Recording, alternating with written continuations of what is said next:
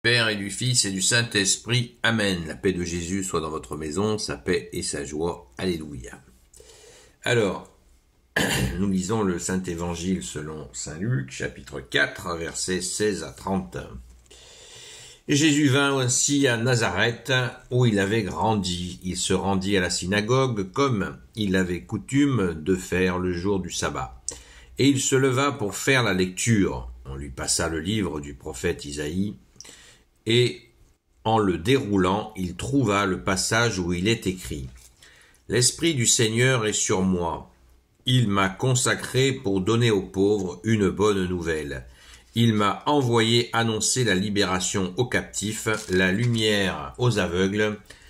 Il me faut libérer ceux qui sont écrasés et proclamer une année de grâce de la part du Seigneur. » Il roule alors le livre et le redonne aux servants. Puis il s'assoit, et tous dans la synagogue ont les yeux fixés sur lui. Alors il commence à leur dire « Aujourd'hui s'accomplit cette écriture.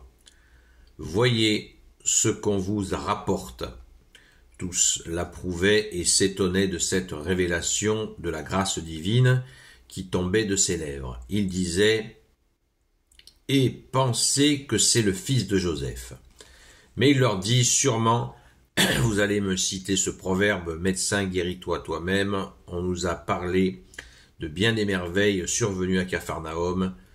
Fais-les donc ici, dans ta patrie. » Jésus ajouta, en vérité, je vous le dis. Aucun prophète n'est bien reçu dans sa patrie. Croyez-moi. Il y avait beaucoup de veuves en Israël au temps d'Élie, lorsque le ciel retint l'eau pendant 3 ans et demi. Et qu'il y eut une grande famine dans tout le pays. Cependant, Élie ne fut envoyé à aucune d'elles, mais bien à une femme de Sarepta, dans le territoire de Sidon. Il y avait de même de nombreux lépreux en Israël au temps du prophète Élisée, et aucun d'eux ne fut guéri, sinon Naaman, le Syrien. En attendant cela, tous dans la synagogue sentaient monter leur colère. Ils se lèvent, le poussent hors de la ville et le conduisent jusqu'à un ravin de la colline sur laquelle leur ville est construite pour le jeter en bas. Mais lui passe au milieu d'eux et il va son chemin. Merci Jésus pour ta parole. Alléluia. Alors c'est assez dense. Moi je vais relever quelques aspects, n'étant pas exégète. Et c'est ce moment où Jésus fait la lecture, donc il déroule le rouleau de la Torah et il la lit. C'est très, très important parce que certains, encore hier soir, dans une discussion, les gens disaient « Mais Jésus parlait que araméen ». Ben non, Jésus lisait l'hébreu puisque les rouleaux dans les synagogues étaient en hébreu, bien évidemment. Donc, on se souvient toujours cette parole, nul n'est prophète en son pays, tout le monde connaît cette parabole, ben ça vient de là, ce proverbe, ça vient de là, c'est ici que c'est la source, nul n'est prophète en son pays, et moi je voudrais soulever surtout un aspect très important et qui, hélas, est d'actualité de nos jours. Oui, c'est d'actualité, pléonasme, actualité de nos jours. Et les gens lui disent, vas-y, fais-nous un miracle, vas-y. Et ça, c'est quelque chose ça marche pas avec le bon Dieu. Et je le dis bien, c'est d'actualité. Vas-y, fais un miracle. Ah, tu crois en Jésus, alors montre-moi un miracle de lui, etc. Vous voyez, les gens qui exigent une preuve là où il doit y avoir la foi, la confiance et surtout l'amour. Amour de Dieu. On ne peut pas avoir un miracle de Dieu en le provoquant. Et bien c'est exactement ce que font ces gens. Et moi, ce qui me paraît le plus important là ce matin dans ce récit, cette lecture, c'est de faire attention à cela. Et je m'adresse particulièrement à ceux qui sont dans le doute. Ne provoquez pas Dieu en exigeant de lui un miracle. Ça s'obtient dans l'amour. Même dans l'amour, si vous demandez à Jésus dans l'amour, justement avec respect, et dans l'amour de lui demander un signe pour vous, vous l'aurez. Mais cette façon dont ces personnes défient Jésus qui est Dieu, ils n'auront rien à d'autres moments, dans d'autres séquences de l'évangile. Jésus leur dit, vous aurez que le signe de Jonas. Ce moment où le prophète Jonas s'est fait avaler par le poisson, et le poisson l'a recraché.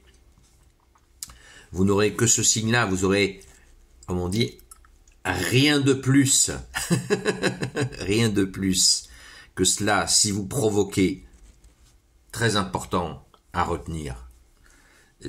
Et on le voit à la fin, ils sont tellement hargneux qu'ils veulent éliminer Jésus, puisque Jésus leur a fait une démonstration qui est difficilement accessible. Toute la lecture que fait Jésus, si vous voulez, c'est pour dire que lui est venu libérer les captifs. Jésus est venu annoncer la bonne nouvelle qui est l'évangile. Mais eux ne le supportent pas, puisque Jésus, en disant ça, il se présente comme un Dieu. Mais oui, il l'est réellement, mais ils ne veulent pas l'admettre. Ils ne veulent pas l'admettre, et au lieu d'écouter, ils tombent dans une fureur. Et pour l'admettre, ils disent, montre-nous les preuves.